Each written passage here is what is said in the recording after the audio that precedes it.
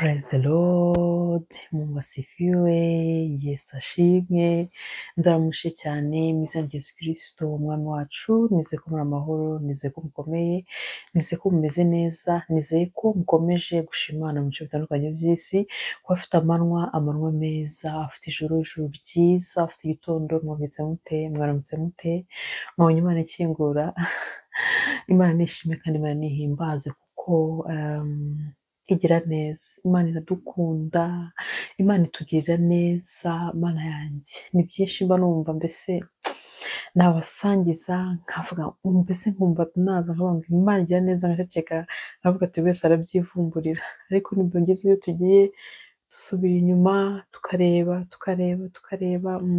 tugahana ubuhamya. Nagira ngo mbere yuko tugira ikindi dukomereza aho mbanze nifuriza abavutse umunsi wa none isabukuru nziza y'amavuko, mugire isabukuru nziza y'amavuko, happy birthdays, joyeux anniversaire. Imana ishimwe kubwo iyi tariki, iyi shapitire y'ubuzima yiyongereye mu buzima bwanyu. Ntabwo tufata ibintu bisanzwe, ahubwo ni umugisha, Imana ishimwe cyane. Wowe userebura ibitandukanye avuye ngo congratulations, n'umugisha, usereburatinga ni umugisha, turabyishimiye kandi turabinezerewe, Imana ishimwe cyane inshuti zanjye. Wowe uri ku musozi wo kurindira, ku musozi wo gutegereza izina ry'Imana, ku musozi navuga ngo ufite ibibazo, wowe uri ku musozi w'uburwayi, ku musozi wo kurwaza, ku musozi w'ibitandukanye tunyuramo twumva turababaye, tunyuramo tukumva turakomeretse, tunyuramo tukumva ntabwo turi kwibona muri sosiyete, tunyuramo tukumva ubuzima ntabwo ari bumwe, nagira ngo gukomera kandi ihangane. Twegerane tuganire, twegeranye wumva rwose ukomeye.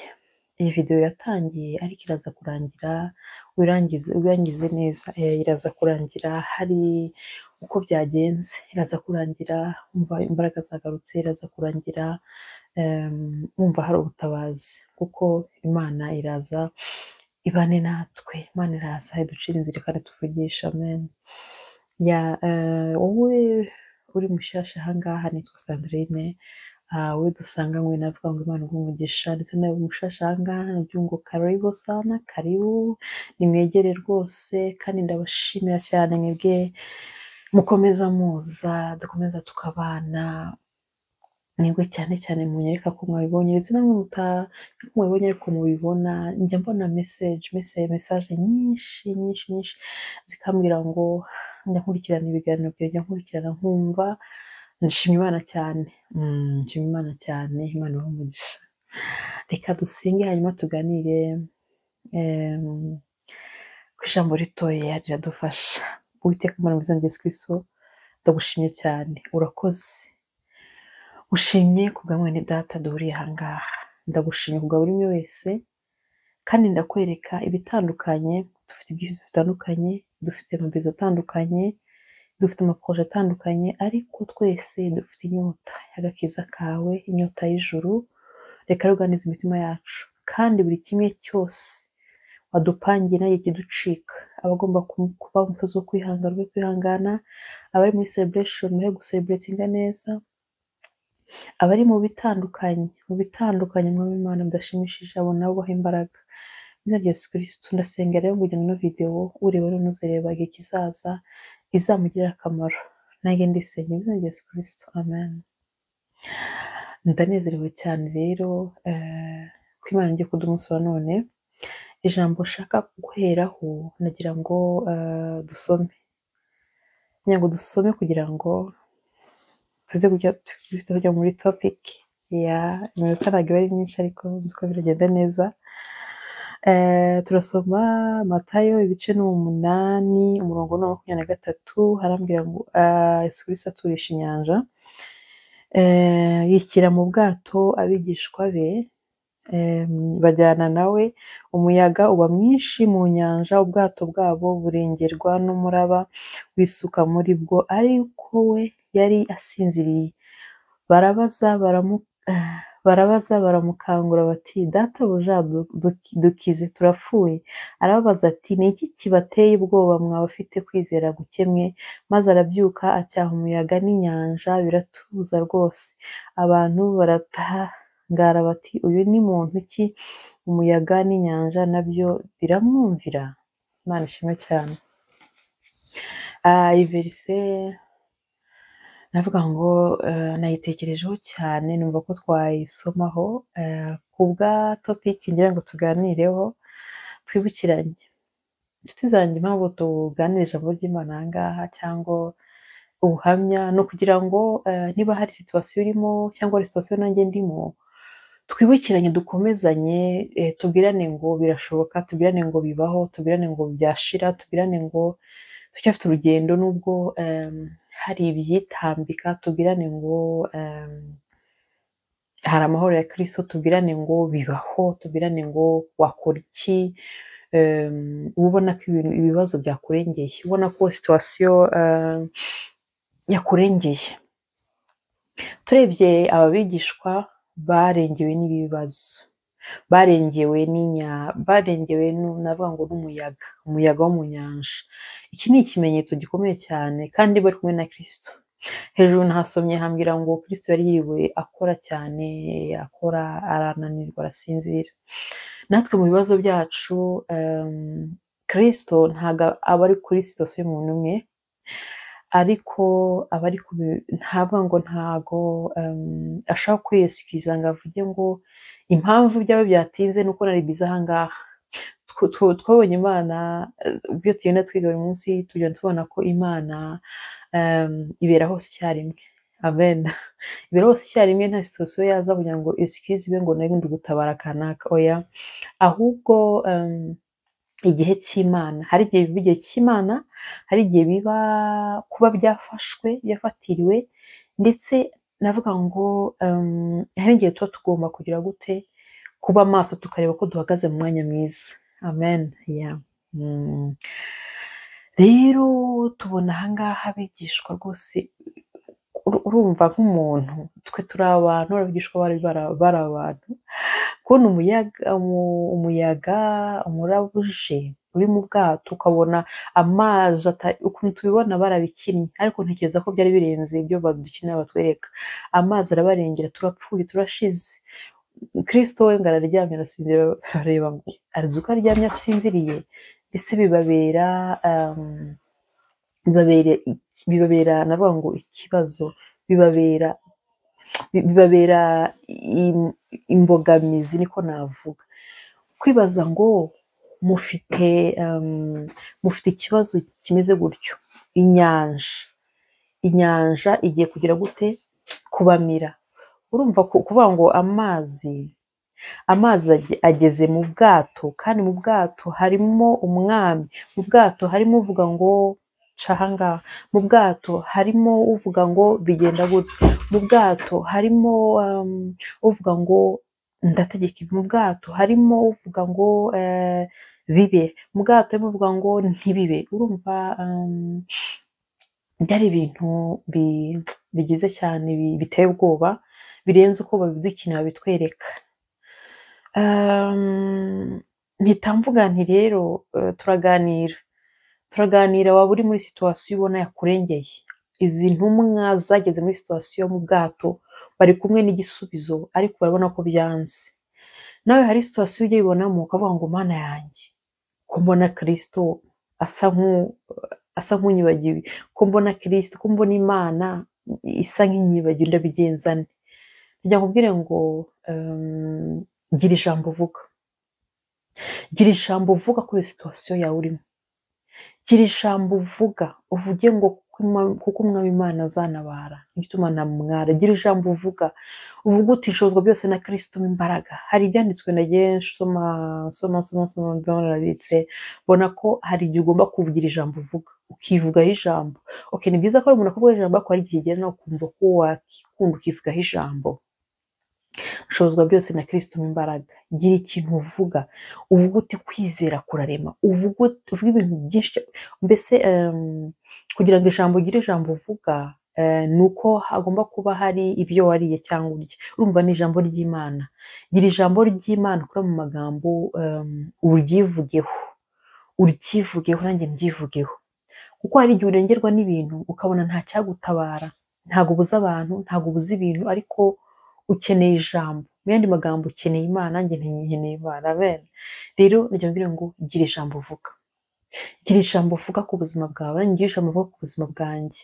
Kandi duhagarare neza hariya hantu. Duhagarare neza ari ahantu kuri rya sezerano, kandi twahereye isezerano duhagarare neza.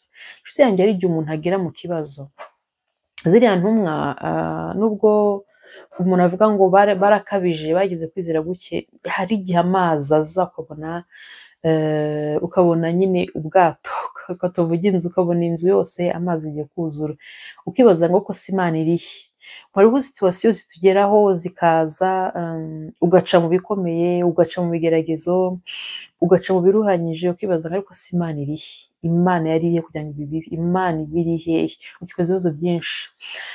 Hanyuma umuririmbyi yaririmbye ngo Imana aho iri ngo ni hahandi yari iri ngo umwana wayo agira gute.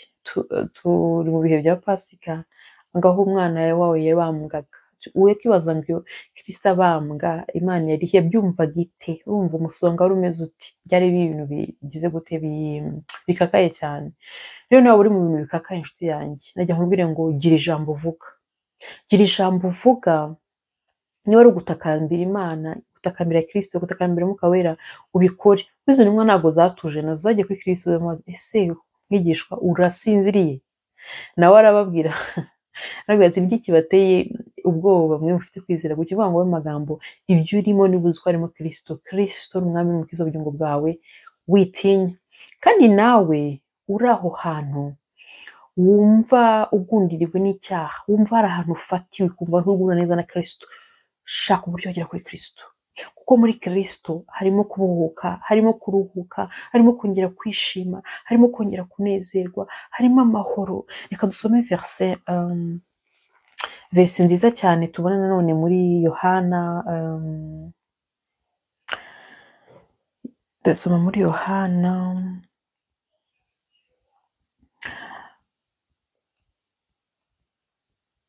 ndasoma muri Yohana ni 14.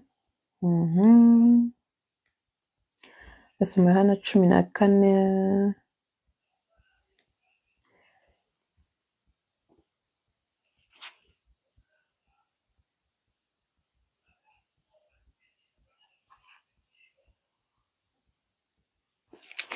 Reka ndahera hehe. Ndashaka gusoma Yohana 14, Yesu asezera ku bigishwa be. Ndasoma Yohana 14 kuri 27 kubera igihe tuba dufite. Arambwira ngo mbasigiye amahoro, amahoro yanjye ndayabahaye. Icyakora simbaha nk'uko ab'isi batanga. Imitima yanyu ntihagarare kandi ntitinye.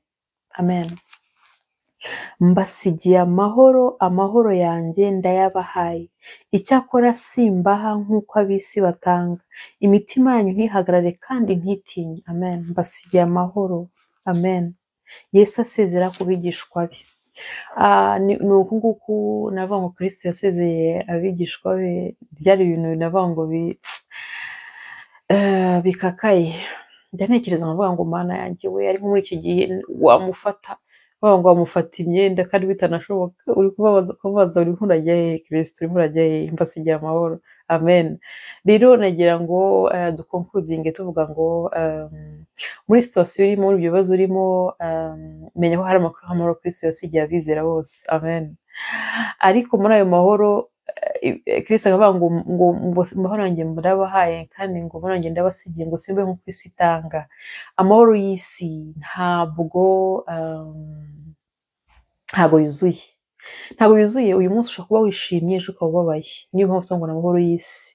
Uyu munsi ushobora kuba utunze, ejo bikagenda, ariko amahoro Kristo atanga araguherekeza mu bihe byose. Amahoro Kristo atanga ya mu bibazo, mu madifikiti agiye atandukanye, ariko igihe Kristo amahoro yafite ni igihe wambuye icyaha n'igisa nacyo, ukemera kuriya gucungurwa tubonerwa muri Kristo, ukumva mbese wewe warababariwe, ukumva uri mushyashya. Iyo umuntu yojeje akibaza ngo ariko se abarokore bavuga ko bakijijwe ibyaha gute byagenze gute? Njye nkibuka ubuzima bw'icyaha. Iyo umuntu ari mu cyaha nawe uba ubizi ko uri umunyabyaha, ariko none sometimes ukajya mu rusengero, ariko iyo umaze guhura na Kristo uhita wumva uri nk'umubebi, kumva nta kintu kikuyagiriza, kumva mbese nta kibazo, nta rubanza rugucirwaho, ntabwo bivuze ngo ibyaha ntiwabikoze, ntabwo bivuze ngo ingaruka ntizabura kuza, ariko nyine uba wumva ufite amahoro. Ubwo ngubwo nshobora kuba mbagizemo challenges. Nibyo tuba twaragiye dukora ibyaha bitandukanye, ibyaha bigiye bitandukanye. Burya ngo nta muntu ukora ibyaha byose, ariko hari abantu baba baruhuye ku byaha. N'urugero tuzajya tubiganiraho kuko azajya tugenda duha imbaraga se cyangwa akanatwemerera, ariko tubona ko umuntu wese wageze ku musaraba ntabwo agira isoni, aba afite guhamya, afite gushira amanga yo kuba yahamya ngo nakize iki cyaha, navuye muri iki cyaha. Umunsi umwe umukozi w'Imana, reka nzabibabwireho ubutaha, nta kibazo, twabiteguye neza. Ariko nyabwire ngo ahantu umuntu yavuye ntabwo atinya kuhavuga, ahubwo ahantu umuntu akiri niho navuga ngo hatera isoni. Nanone kugira ngo wemere ko ari byo, burya umuntu agushinjije ikintu utakoze, ntabwo umutima wawe ubara cyane, ariko ikintu wakoze ukavuga ngo iki nagikoze, ubu ufite na rumoro, ufite isoni.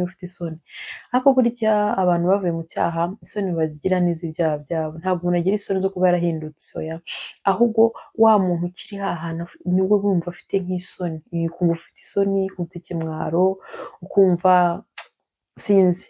Ariko kuvuga ngo navuye aha, muri ibyo yavuze ngo nta soni mfite uretse iz'ibyaha byanjye.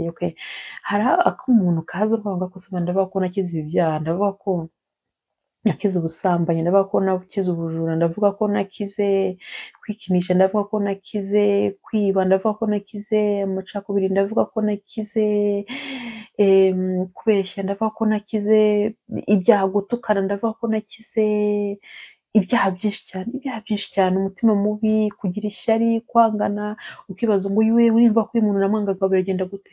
Nyine umuntu akibaza ibintu byinshi, urumva nyine ako kantu kagenda kaza, rero ugasanga ni isoni z'icyaha. Ariko iyo umuntu ari muri Kristo birashira, byose biragenda, ukumva ufite amahoro, ukumva umeze neza. Niba unajyangane nawe utarakira Kristo, ukiri aho ngaho pe mu isaha y'ibyaha, ureba umuntu, hari umuntu wumva ubitse muri wowe ushaka kugira fridge, ushaka gukonjesha, ubwo ni umuntu wanze kubabarira. Njya mubwira ngo iki ni ikiza cyo kugira ngo mubabarire, ni ikiza cyo kugira ngo usarundinge ibintu byose kuri Kristo, umuhamagare nk'uko izi ntumwa zahamagaye ubwo inyanja yagira gute yagendaga kubamira. Nawe umuhamagare Kristo, umuborogere, usenge nanjye nsenge, kugira ngo umunsi w'impanda tutazasigara. Ibi tuvuga, ibi tubona abantu batubwiriza, tugasa nkaho bitatureba, igihe kizagera nshuti zanjye, aha twari igihe gito, aho turi kujya kuba niho hari igihe kinini cyane, ubuzima bw'iteka ryose, kandi no kubutegura none umuntu agihumeka, akibasha kuvuga, akibasha kumva hano ku isi. Ibirenze aha nyine ni ingororano z'ibyo twakoze. Rero nshe zanjye, reka video itaba ndende, gusa ndumva hari umuntu tuganiriye, wowe twatangiranye wabaye nzi ko hari akanyamuneza kaje. Imana ishimwe cyane, akanyamuneza kaje. Humura aho hantu uri, natwe hari situation tugeramo tukumva twarengewe, twumva cyo gukora, ariko ukibuka amahoro Kristo yadusezeranije kandi atwuzuye, ibintu bikagenda neza. Ndetse nawe ugenda usubira inyuma, wumva navuga ngo bikuyobeye, wumva nta nzira, wumva bigucanze, ongera senge utakambira Imana, uvuga uti Imana mfasha, uvuga uti Imana nshoboza, uvuga uti Imana nshoboza urugamba, kandi ntutinye no kugira gute no kusanga abantu b'Imana ubabwire inshuti yanjye ya muhumure muhumure. Impamvu turi aha ngaha, impamvu umuntu aba avuga ibi, ni kuri kondisiyo Imana iba yaduhaye. Ntabwo ari umuntu aza ngo uvuge ugiye kujya kuri kamera gusa, oya hari impamvu, hari impamvu. Ntabwo umuntu wenda yatanga details nonaha, ariko igihe kiba kizagera umuntu agatanga details. Ya gusa humura, nuhura n'ibibazo uvuga uti hariho umuntu nagenda nkumva nawe wahuye n'ibibazo nanjye ndimo. Ni ibintu ntibikurengera yuko atari umuntu byarengeye, nagenda nkumva nanjye nkaruhuka nkamenya uko mbigenza. Gusa ibanga ni ugusenga, gusoma ijambo ry'Imana, ukizera, ukipinga kuri mu nzira nziza, uhagaze mu nzira nziza, ndetse ukavuga uti isaha none ndamutse mvuye muri mubiri najyahe. Nta mwenda w'umuntu naba njyanye. Umwenda mvuga ko ni ukuvuga ngo mu mutima nta muntu ndaba ngiye, ari mu mutima namukoresheje ntaki. Tukora twireba twinira. Amen. Yareka mbareke inshuti zanjye, Kristo ni muzima. Turi mu bihe bya Pasika. Kristo ni muzima, Kristo aragukunda, Kristo arankunda. Dushakira n'ubugingo bw'iteka, kuko niyo misiyo yamuzanye bye 16 nk'uko Imana yakunze ab'isi cyane byatumye itanga umwana w'ikinege kugira ngo mwese tutambuka bwa bugingo buhoraho iteka. Amen. Rero nyuma y'ahangaha hari ubugingo bw'iteka, nyuma yo kuramya Imana, nyuma yo kuba muri iyi si, hari ibidutegereje, biturindiriye. Ni ukubitegura none, umunsi wa none. Ya inshuti zanjye, mukomeze mugire ibihe byiza, mukomeze mugire Pasika nziza, mukomeze mwiteguye n'ibindi bihe biri imbere. Imana ibishaka tuzongera. Mwakoze gukurikira, ndabakunda cyane. Bye bye.